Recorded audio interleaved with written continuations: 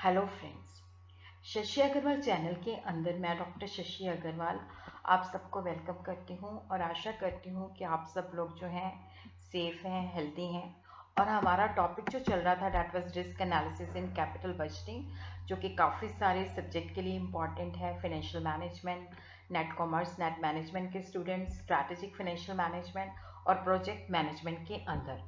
तो risk analysis के जो सेकेंड पार्ट है उसके अंदर we are going to cover coefficient of variation, जो कि एक रिलेटिव मेजर है, certainty equivalent, risk adjusted discount rate, scenario analysis, sensitivity analysis का मैं आपको जस्ट एक ओवरव्यू जो है आपको प्रोवाइड करूंगी, क्योंकि सेंसिटिविटी जो है इसके ऊपर मैं अलग से डिटेल के अंदर वीडियो डाल चुकी हूँ, तो आप वो वीडियो देख सकते हो। वो उसका लिंक जो है मैं डिस्क्रिप्शन बॉक्स के अंदर भी डाल दूंगी ताकि आपको कोई प्रॉब्लम ना हो।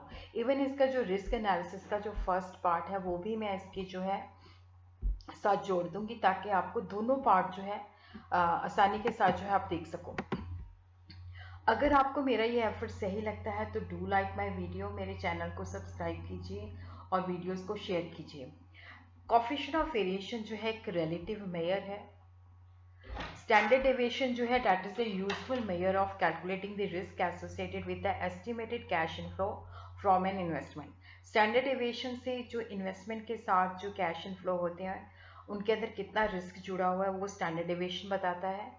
कोफिशिएंट वेरिएशन जो है हमें बताता है कि every percent of expected return के पीछे कितना रिस्क है, उसको ये हाईलाइट करता है। इसका जो फार्मूला है standard deviation divided by the expected value. Expected value हम किस तरह से निकालते हैं ये मैं आपको थोड़ा सा जो कल मैंने बताया था। देखो यहाँ पे हमारे पास कैश फ्लो दे रखा है, प्रोबेबिलिटीज दे रखी हैं। कैश फ्लो को हम प्रोबेबिलिटी के साथ मल्टीप्लाई करते हैं, वहाँ पे हम एक्सपेक्टेड वैल्यू जो है निकालते हैं। तो एक्सपेक्टेड वैल्यू जैसे यहाँ पे 5 है तो पांचों की एक्सपेक्टेड वैल्यू को हमने टोटल कर लिया, तो वहाँ पे हमारे पास क्या आ जाता है, एक्सपेक्टेड नेट कैश फ्लो आ जाता है। फिर उसके बाद हम स्टैंडर्ड डेविएशन निकालते हैं और तो यहाँ पे हम देखते हैं कि स्टैंडर्ड डेविएशन डिवाइडेड बाय जो स्टैंडर्ड डेविएशन हमने निकाला है divided by the expected value. तो कोफिशिएंट ऑफ वेरिएशन जो है एक यूजफुल मेजर है जिसके बेसिस पे हम रिस्क को मेजर कर सकते हैं। ये वहाँ उन प्रोजेक्ट्स के अंदर भी हम यूज़ कर सकते हैं जहाँ पे सेम स्टैंडर्ड डेविएशन है बट डिफरेंट एक्सपेक्टेड वैल्यू है, या डिफरेंट स्टैंडर्ड डेविएशन है डिफरेंट एक्सपेक्टेड वैल्यू है। तो यहाँ पे हमने जैसे 2 प्रोजेक्ट्स हमने दिए हुए हैं, तो वहाँ पे हमने देखना है कि कौन सा प्रोजेक्ट है जिसके अंदर ज़्यादा रिस्क है और कौन सा प्रोजेक्ट है जिसके अंदर कम रिस्क है। तो डेफिनेटली जिसका वैल्यू जो है कोफिशिएंट ऑफ वेरिएशन जो है लो है वो कम रिस्की है। जैसे प्रोजेक्ट ए है स्टैंडर्ड डेविएशन, ये मैंने प्रीवियस वीडियो के अंदर भी आपको बताया था कि जैसे 2 प्रोजेक्ट थे, एक प्रोजेक्ट ए था उसका स्टैंडर्ड डेविएशन 2190.90 था, एक्सपेक्टेड वैल्यू जो थी 12,000 थी। तो यहाँ पे हमने कोफिशिएंट वेरिएशन जो है निकाल लिया है, मैंने इसको परसेंटेज के हिसाब से निकाला है। तो 100 के पीछे जो है कोफिशिएंट ऑफ वेरिएशन जो है 18.25 है। प्रोजेक्ट बी जो है उसकी स्टैंडर्ड डेविएशन जो है 4195.23 है। एक्सपेक्टेड वैल्यू हमने 16,000 कैलकुलेट की थी, तो यहाँ पे ये 26.22 आ जाती है। तो यहाँ पे हम देखते हैं कि लो कोफिशिएंट ऑफ वेरिएशन के अंदर क्या है कि रिस्क कम है और जिसका ज़्यादा है वहाँ पे रिस्क ज़्यादा है। तो ऑब्वियसली जो इन्वेस्टर है जिसने निवेश करना है, अगर उसका एप्टीट्यूड जो है लो, वो मतलब सेफ उसके अंदर करना चाहता है, तो वो ए प्रोजेक्ट के अंदर जो है इन्वेस्ट कर सकता है। कन्वेंशनल टेक्निक जो है जैसे रिस्क एडजस्टेड डिस्काउंट रेट है, सर्टेनिटी इक्विवेलेंट है। तो सबसे पहले हम देखते हैं कि रिस्क एडजस्टेड जैसा कि नाम से ही है कि इसके अंदर रिस्क को एडजस्ट किया जाता है कि ज़्यादा रिस्क लेना है तो उसके लिए हमें ज़्यादा प्रीमियम जो है ज़्यादा रिटर्न मिलनी चाहिए। Every firm is basically risk averse. Risk averse का मतलब होता है कि हर एक फर्म जो है रिस्क को अवॉइड करना चाहती है। और देखो अगर हम कोई ज़्यादा रिस्की इन्वेस्टमेंट के अंदर निवेश करते हैं तो वहाँ पे हमें ज़्यादा रिटर्न मिलनी चाहिए। और जो एक्सपेक्टेड रिटर्न होती है that is expressed in the terms of discount rate, जो कि minimum required rate of return होता है कि ये प्रपोजल के अंदर अगर हमने निवेश करना है तो मिनिमम इतनी रिटर्न हमें मिलनी चाहिए। और यहाँ पे रिस्क के अंदर और डिस्काउंट रेट के अंदर क्या है कि पॉजिटिव है, अगर हाई रिस्क है तो डेफिनेटली हमें हाई प्रीमियम जो है मिलना चाहिए।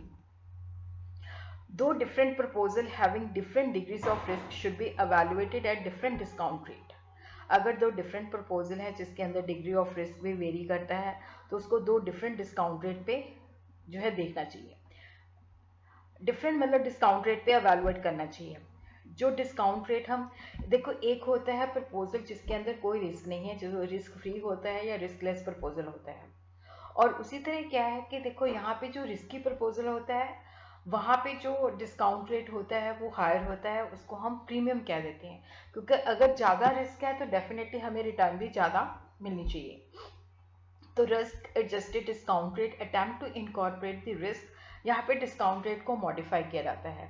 तो रिस्कलेस डिस्काउंट के अंदर क्या होता है कि रिस्क प्रीमियम जो है ऐड किया जाता है ताकि उस प्रोजेक्ट के अंदर जो रिस्क है उसको बताया जा सके।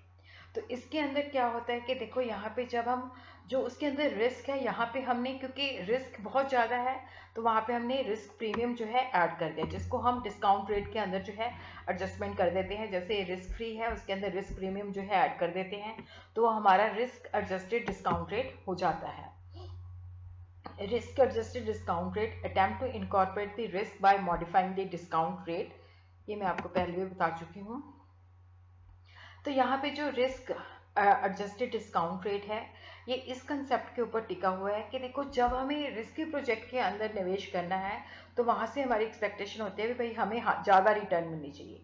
और उसी तरह क्या है कि देखो जो रिस्क हम ज़्यादा लेते हैं तो वहाँ पे प्रीमियम हमें चाहिए होता है। Required rate of return on investment should include delayed consumption plus compensation for inflation. और उसी तरह क्या है कि देखो यहाँ पे जो है जो भी हमने रिस्क लिया है उसके बदले में हमें कंपनसेट करना चाहिए। तो जो रिस्क फ्री रेट है उसके अंदर हम प्रीमियम ऐड करते हैं जो कि रिस्क एडजस्टेड डिस्काउंट रेट हो जाता है। If the risk associated with any investment project is higher than the risk involved in similar kind of project, discount rate जो होता है ऊपर की तरफ एडजस्ट किया जाता है ताकि जो हमने एडिशनल, अगर देखो कहाँ पे ज़्यादा रिस्क है तो वहाँ पे हमें ज़्यादा प्रीमियम एडजस्ट करना पड़ता है, रिस्क फ्री के अंदर जो है ज़्यादा प्रीमियम ऐड करना पड़ता है। तो यहाँ पे नेट प्रेजेंट वैल्यू जो है that is equal to net cash flow divided by 1 plus k, k जो है that is the risk adjusted discount rate और माइनस जो है इन्वेस्टमेंट है। और जो हमारा रिस्क एडजस्टेड डिस्काउंट रेट होता है वो होता है risk free rate plus risk premium. Risk adjusted जो है डिस्काउंट रेट जो है that is the sum of risk free, k f जो है रिस्क फ्री है, के आर जो है वो रिस्क के साथ है। वो डिपेंड करता है कि हमारी परसेप्शन क्या है कि किस तरह से हम रिस्क को उसके अंदर कितना रिस्क जो है रिस्क ज़्यादा मानते हैं लो मानते हैं। और इसी तरह रिस्क फ्री रेट होता है कि जिसके अंदर हमें कोई रिस्क नहीं होता।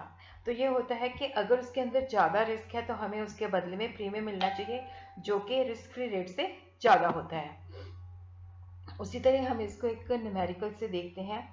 यहाँ पे ABC लिमिटेड है that is investing 100 lakhs in A project and risk free rate of return जो है 7% है। और यहाँ पे जो रिस्क प्रीमियम है वो भी 7% है। तो यहाँ पे हमने नेट प्रेजेंट वैल्यू कैलकुलेट करके देनी है। लाइफ ऑफ द प्रोजेक्ट जो है 5 years है, तो यहाँ पे हमें कैश फ्लोज दे रखे हैं। और उसी तरह क्या है कि यहाँ पे हमें जो डिस्काउंट रेट है, पहले हम रिस्क फ्री देखते हैं। रिस्क फ्री के अंदर देखो ये डिस्काउंट रेट है जो कि हमने, और कैश फ्लो जो कि लैक्स में है उसके साथ मल्टीप्लाई करके प्रेजेंट वैल्यूज निकाल लेनी है। तो यहाँ पे हमारी टोटल प्रेजेंट वैल्यू जो इनफ्लोज है इतनी आ जाती है 244.34 लैक्स। उसके अंदर से 100 लाख जो आउटफ्लो है जिसका 0 पीरियड में किया है तो उसकी प्रेजेंट वैल्यू उतनी होती है, वो माइनस कर देंगे तो यहाँ पे ये नेट प्रेजेंट वैल्यू आ जाती है। अब हम इसको देखते हैं कि रिस्क एडजस्टेड के साथ निकालते हैं।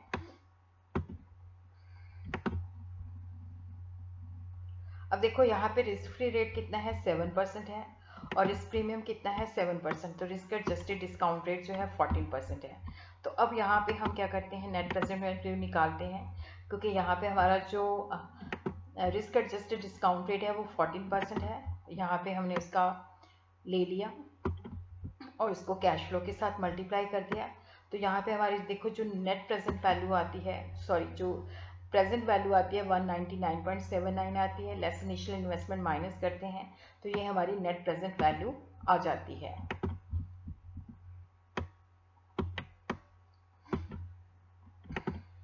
जो रिस्क एडजस्टेड डिस्काउंट रेट है सिंपल है, इजी टू अंडरस्टैंड है, और यहाँ पे ये डिपेंड करता है कि हम कितना गैस वर्क कर सकते हैं।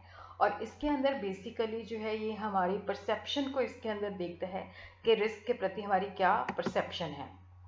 और उसी तरह जो रिस्क एडजस्टेड डिस्काउंट रेट है, यहाँ पे देखो इजी वे नहीं है कि risk adjusted discount rate drive करना, और यहाँ पे हम स्टैंडर्ड डेविएशन जो है वो कैलकुलेट नहीं कर सकते।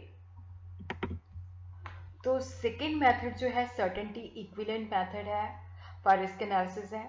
तो यहाँ पे हम क्या करते हैं कि जैसे कैश फ्लो को हम प्रिडिक्ट करते हैं, फिर देखते हैं कि सर्टेनिटी कितनी है, reduce the forecast of cash flow to some conservative level. जैसे एक इन्वेस्टर है, उसका बेस्ट एस्टिमेट है कि इतना मुझे 60,000 का कैश फ्लो मिलेगा, तो फिर उसके बेसिस पे वो लगाता है कि सर्टेनिटी कितनी है, 40,000 की सर्टेनिटी है।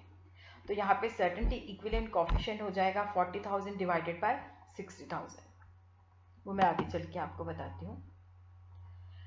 तो यहाँ पे हम देखते हैं कि ये जो टेक्निक है सर्टेनिटी इक्विवेलेंट मेथड, जिसके अंदर हम कैपिटल बजटिंग के अंदर रिस्क को डील करते हैं, it involves expressing the risky future cash flow in terms of certain cash flow.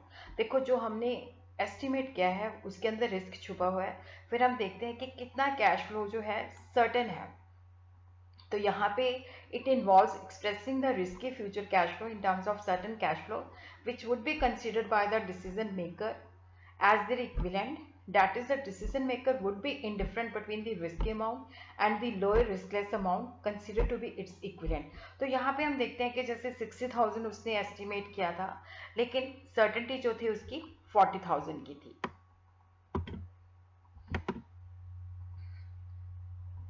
Certainty equivalent जो है गारंटीड रिटर्न है कि इतना तो आपको मिलेगा ही मिलेगा। देखो वहाँ पे जो मैनेजमेंट है जो चीज़ सर्टेन है उसको एक्सेप्ट करना चाहती है, रेदर देन कि जो चीज़ हायर है बट अनसर्टेन है। In this approach a set of riskless cash flow is generated in place of the original cash flow. यहाँ पे हम देखते हैं कि सर्टेनिटी कितना सर्टेन है कैश फ्लो। अगर जैसे मैंने 80,000 का एस्टिमेट किया है तो सर्टेनिटी कितनी है, जैसे वहाँ पे सर्टेनिटी 40,000 है, 30,000 है, 20,000 है। तो सर्टेनिटी इक्विवेलेंट मेथड के अंदर हम जो है रिस्क को रिमूव करते हैं। तो यहाँ पे हम देखते हैं कि कितना कैश फ्लो जो है सर्टेन है। यहाँ पे हम सर्टेन इक्विवेलेंट कोएफिशिएंट कैलकुलेट करते हैं, जिसका फार्मूला होता है certain cash flow divided bye risky और एक्सपेक्टेड कैश फ्लो। तो यहाँ पे हम उसकी जो है रिस्कलेस रेट ऑफ इंटरेस्ट के साथ उसकी डिस्काउंटिंग करते हैं, और यहाँ पे हम देखते हैं कि जो सर्टेन इक्विवेलेंट कोएफिशिएंट है जो एक्सपेक्टेड वैल्यू को उसके सर्टेन इक्विवेलेंट के अंदर जो है कन्वर्ट कर देता है। सर्टेनिटी इक्विवेलेंट कोएफिशिएंट जो है उसकी जो वैल्यू होती है 0 और 1 के बीच में होती है, और रिस्क के साथ उसका नेगेटिव रिलेशन होता है। अगर लो रिस्क है तो सर्टेन इक्विवेलेंट कोएफिशिएंट जो है उसका वैल्यू ज़्यादा होगा, अगर हाई द रिस्क है तो उसकी वैल्यू लो होगी। अगर जैसे मान लो कोई रिस्की कैश फ्लो है, उसने एस्टिमेट किया है 80,000 टी पीरियड के अंदर, बट 60,000 की पॉसिबिलिटी है, तो यहाँ पे जो सर्टेनिटी इक्विवेलेंट कोएफिशिएंट होगा 60,000 डिवाइडेड बाय 80,000।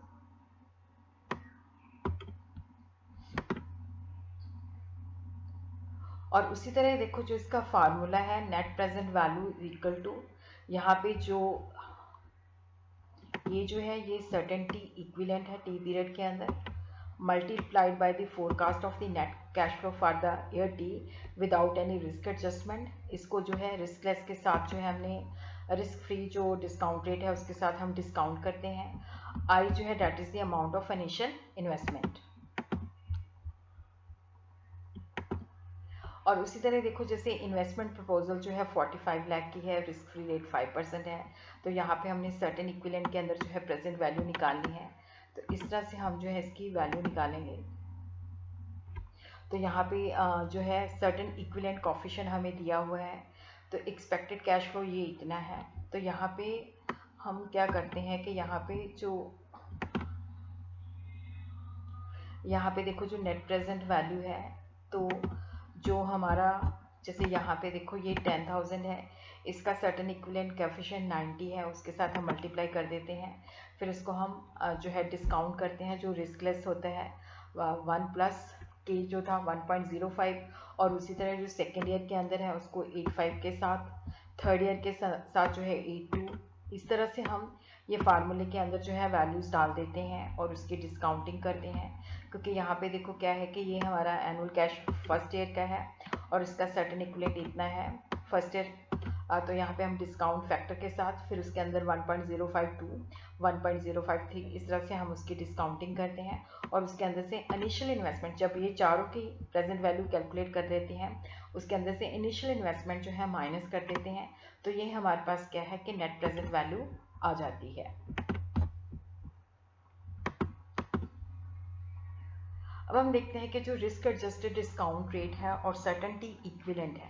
देखो जो सर्टेन इक्विवेलेंट अप्रोच है ये कैपिटल बजटिंग एनालिसिस जब हम करते हैं तो वहाँ पे ये रिस्क को एनालाइज करता है और इसके अंदर क्या होता है कि हम जो अपने कैश फ्लो होते हैं उसको एडजस्ट करते हैं और उसके अंदर जो है रिस्क फ्री रेट के साथ उसको डिस्काउंट करते हैं। Risk adjusted discount rate approach जो है ये रिस्क को एडजस्ट करती है, जिसके अंदर अगर ज़्यादा रिस्क है तो उसके अंदर हम क्या करते हैं एक risk adjusted discount rate calculate करते हैं जो कि risk free plus risk premium को ऐड करता है। अगर हम थ्योरेटिकल देखें तो जो सर्टेनिटी इक्विवेलेंट अप्रोच है ये ज़्यादा उससे बेटर है, रिस्क को एक्यूरेटली मेजर करती है। और दोनों ही जो टेक्निक्स हैं अगर रिस्क फ्री रेट जो है कांस्टेंट है और रिस्क एडजस्टेड रेट जो है ये भी क्या है कि सेम है फ्यूचर पीरियड के लिए, तो वहाँ पे उनके जो रिजल्ट होते हैं वो सेम आते हैं। यहाँ पे मैं एक बार आपको दिखा भी देती हूँ, थोड़ा सा इसका फ़ॉन्ट छोटा करके। तो यहाँ पे देखो same result of the both the technique if risk free rate is constant and risk adjusted discount rate is same for all the future period. उसके बाद नेक्स्ट जो अप्रोच है that is the sensitivity analysis, जहाँ पे मैंने थोड़ा सा ही बताया है। देखो जो सेंसिटिविटी एनालिसिस इसका मैंने अलग से वीडियो डाला हुआ है और उसी तरह क्या है कि कुछ अप्रोचेस जो है मैंने जैसे ब्रेक इवन पॉइंट है, डिसीजन ट्री है, सेंसिटिविटी एनालिसिस मैंने उसके अंदर जो प्रोजेक्ट मैनेजमेंट के अंदर जो appraisal under risk and uncertainty है वहाँ पे भी बताया, तो आप लोग वहाँ पे भी इसको चेक कर सकते हैं। तो जो सेंसिटिविटी एनालिसिस टेक्निक है यहाँ पे देखो जो यहाँ पे हम देखते हैं कि जो इंडिपेंडेंट वेरिएबल्स हैं उसके अंदर अगर चेंजेस आती हैं तो डिपेंडेंट वेरिएबल्स के अंदर क्या चेंजेस आती हैं वो कितना सेंसिटिव है। तो यहाँ पे हम बेसिकली जो है जो वेरिएबल्स के अंदर चेंजेस आती हैं उसका प्रोजेक्ट के ऊपर क्या इम्पैक्ट होता है उसको हम स्टडी करते हैं। और यहाँ पे हम एक वेरिएबल्स के अंदर जो चेंजेस आती हैं उसका नेट प्रेजेंट वैल्यू या इंटरनल रेट ऑफ रिटर्न के ऊपर क्या आता है, और इसको हम व्हाट इफ एनालिसिस भी कह सकते हैं। और यहाँ पे क्या होता है कि वेरिएबल्स को हम आइडेंटिफाई करते हैं जिसका हमारे प्रोजेक्ट के ऊपर नेट प्रेजेंट वैल्यू या इंटरनल रेट ऑफ रिटर्न के ऊपर जो है उसका इन्फ्लुएंस होता है। यहाँ पे वेरिएबल्स के अंदर हम जो है रिलेशनशिप एस्टेब्लिश करते हैं और बिहेवियर को ऑब्जर्व करते हैं। डिटेल के अंदर जो है आप लोग मैं डिस्क्रिप्शन बॉक्स के अंदर इस वीडियो का लिंक डाल दूंगी। फिर उसके बाद है सिनेरियो एनालिसिस। देखो जो सिंपल सेंसिटिविटी एनालिसिस है ये अज्यूम करता है कि वेरिएबल जो होते हैं इंडिपेंडेंट होते हैं, बट वेरिएबल जो होते हैं उनका आपस में रिलेशन होता है और कॉम्बिनेशन में चेंज होते हैं। तो यहाँ पे होता है कि अलग अलग ये कॉम्बिनेशन है तो इसका हमारे प्रोजेक्ट की नेट प्रेजेंट वैल्यू और इंटरनल रेट ऑफ रिटर्न के ऊपर क्या इम्पैक्ट होगा। और यहाँ पे हम बेस केस को लेके मोस्ट लाइकली सेट को लेके फिर हम जाते हैं कि वर्स्ट सिनेरियो क्या हो सकता है, फिर उसके बाद हम देखते हैं बेस्ट सिनेरियो क्या हो सकता है। और यहाँ पे अलग अलग कॉम्बिनेशन का हम देखते हैं अलग अलग सिचुएशंस के अंदर हमारा जो नेट प्रेजेंट वैल्यू है या इंटरनल रेट ऑफ रिटर्न है उसके ऊपर क्या इम्पैक्ट है, और जिसके बेसिस पे हम देखते हैं कि जो आउटकम है उसके अंदर कितना रिस्क छुपा हुआ है, कितनी डेविएशन हो सकती है। और उसी तरह हम देखते हैं कि scenario analysis versus sensitivity analysis. तो यहाँ पे जो सेंसिटिविटी एनालिसिस है और सिनेरियो एनालिसिस है इसके अंदर क्या होता है कि जो इनपुट वेरिएबल है जब उनके अंदर चेंजेस आती हैं तो वहाँ पे हम आउटकम के ऊपर उसका क्या इम्पैक्ट होता है उसको स्टडी करते हैं। और उसी तरह जो सेंसिटिविटी एनालिसिस है यहाँ पे सिंगल इनपुट वेरिएबल्स के अंदर जो चेंजेस आती है उसका प्रोजेक्ट की नेट प्रेजेंट वैल्यू और इंटरनल रेट ऑफ रिटर्न के ऊपर क्या इम्पैक्ट होता है। बट जब हम सिनेरियो एनालिसिस को स्टडी करते हैं तो ये सिनेरियो के ऊपर बेस्ड होती है। ये सिनेरियो को रिसेशन भी हो सकता है, कोई बूम भी हो सकता है। तो यहाँ पे डिफरेंट सिनेरियोज के अंदर क्या है कि अगर हम वेरिएबल्स को चेंज करते हैं तो हमारा नेट प्रेजेंट वैल्यू या इंटरनल रेट ऑफ रिटर्न क्या हो सकता है। तो यहाँ पे हम 3 डिफरेंट सिनेरियो जो है देखते हैं और उसके अंदर देखते हैं कि डेविएशन कितनी है, हाई डेविएशन है, लो डेविएशन है। सिनेरियो एनालिसिस जो है सेंसिटिविटी एनालिसिस के मुकाबले में ज़्यादा कॉम्प्लेक्स है, क्योंकि यहाँ पे हम देखते हैं कि सारे इनपुट्स को अगर चेंज किया जाए, तो जो सेंसिटिविटी एनालिसिस है वहाँ पे हम देखते हैं कि एक इनपुट को चेंज किया जाए तो हमारा नेट प्रेजेंट वैल्यू और इंटरनल रेट ऑफ रिटर्न के ऊपर क्या है, इम्पैक्ट पड़ता है। इसके साथ ही क्या है कि हमारा जो risk analysis in capital budgeting है, ये टॉपिक जो है हमारा खत्म हो